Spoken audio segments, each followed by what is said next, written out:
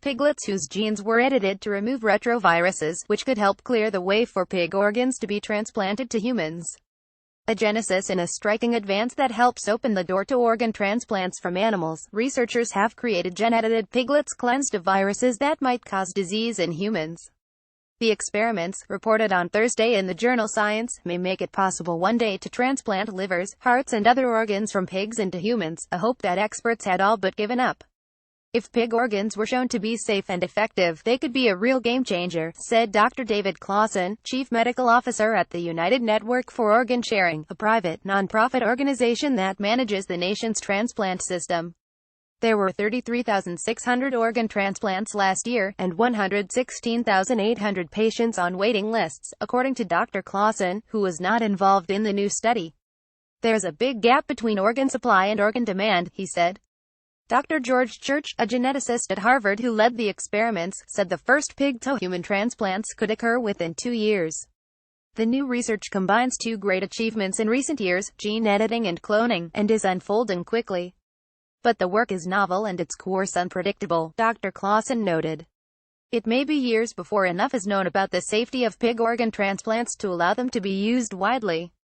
The idea of using pigs as organ factories has tantalized investigators for decades. Porcine organs can be the right size for human transplantation, and in theory, similar enough to function in patients. But the prospect also raises thorny questions about animal exploitation and welfare.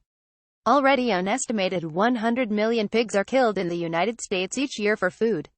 Scientists pursuing this goal argue that the few thousand pigs grown for their organs would represent just a small fraction of that total, and that they would be used to save human lives. The animals would be anesthetized and killed humanely. Major religious groups have already weighed in, generally concluding that pig organs are acceptable for life-saving transplants, noted Dr. J. Fishman, co-director of the transplant program at Massachusetts General Hospital. Pig heart valves already are routinely transplanted into patients. Some leaders in the Jewish and Muslim communities, though, do not endorse pig kidneys for transplant, reasoning that patients with kidney failure can survive with dialysis. Scientists began pursuing the idea of pig organs for transplant in the 1990s. But in 1998, Dr. Fishman and his colleagues discovered that hidden in pig DNA were genes for viruses that resembled those causing leukemia in monkeys. When researchers grew pig cells next to human embryonic kidney cells in the laboratory, these viruses, known as retroviruses, spread to the human cells. Once infected, the human cells were able to infect other human cells. Fears that pig organs would infect humans with bizarre retroviruses brought the research to a halt. But it was never clear how great this threat really was, and as years have gone by, many experts, including Dr. Fishman, have become less concerned. Some patients with diabetes have received pig pancreas cells, hidden in a sort of sheath so the immune system will not reject them. And burn patients sometimes get grafts made of pig skin. The pig skin is eventually rejected by the body, but it was never meant to be permanent anyway. There is no evidence that any of these patients were infected with porcine retroviruses. In any event, said Dr. A. Joseph Tector, a transplant surgeon at the University of Alabama at Birmingham, pig retroviruses are very sensitive to the drugs used to treat HIV. We don't know that if we transplant pig organs with the viruses that they will transmit infections, and we don't know that the infections are dangerous, Dr. Fishman said. I think the risk to society is very low, Dr. Church and his colleagues thought the retrovirus question could be resolved with CRISPR, the new gene editing technology. They took cells from pigs and snipped the viral DNA from their genomes. Then the scientists cloned the edited cells. Each pig cell was brought back to its earliest developmental stage and then slipped into an egg, giving it the genetic material to allow the egg to develop into an embryo. The embryos were implanted in sows and grew into piglets that were genetically identical to the pig that supplied the initial cell. Cloning often fails. Most of the embryos and fetuses died before birth, and some piglets died soon after they were born. But Dr. Church and his colleagues ended up with 15 living piglets, the oldest now 4 months old. None have the retroviruses. Dr. Church founded a company, Agenesis, in hopes of selling the genetically altered pig organs. Eventually, Dr. Church says, the company wants to engineer pigs with organs so compatible with humans that patients will not need to take anti-rejection drugs.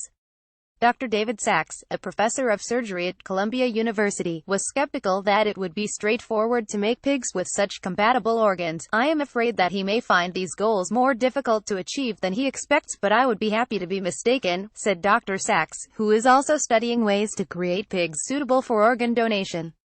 Part of the organ rejection problem is already being solved with gene editing and cloning. It is an issue that emerged in the early 1980s when surgeons put a pig heart into a baboon. To their shock, the baboon died in minutes. Researchers soon discovered that pig organs are covered with carbohydrate molecules that mark the organs for immediate destruction by human antibodies. Dr. David Cooper, at the University of Alabama at Birmingham, and his colleagues, including Dr. Tector, have used gene editing and cloning to make pigs without the carbohydrates on the surfaces of their organs. They successfully transplanted hearts and kidneys from those pigs into monkeys and baboons. So far, the animals have lived more than a year with no problems, Dr. Tector said. They also gave insulin-producing islet cells from a pig to diabetic monkeys, and the monkeys lived for a year without requiring insulin. In partnership with United Therapeutics, the group has already built a farm for gen-edited pigs. Dr. Church says he, too, is making pigs whose organs lack the carbohydrates, and he wants to combine the two advances so the organs also do not have retroviruses. The Alabama group, though, does not think pig retroviruses are a major concern. Surgeons are used to evaluating the risks of infection from transplanted organs, Dr. Tector said. The advantage of the transplant to the desperately ill recipient often outweighs that risk. To some, the idea of growing pigs to create organs is distasteful. Many patients may prefer a human organ, Dr. Cooper acknowledged, but that is not always possible. About 22 people a day die waiting for a transplant, he said. If you could help them with a pig organ, wouldn't that be wonderful?